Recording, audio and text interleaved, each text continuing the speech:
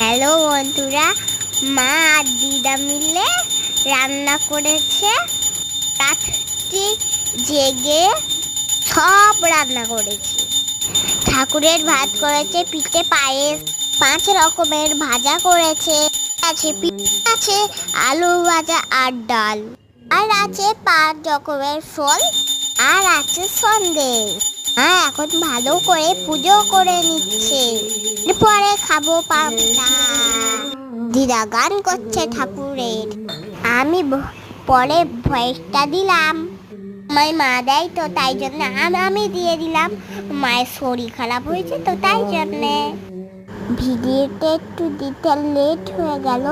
আমি তো স্কুলে গেছিলাম, করতে গেছিল। আমার বাড়ি কি রান্না পুজো আছে? একটু কমেন্ট বক্সে জানাবেন তো বন্ধুরা।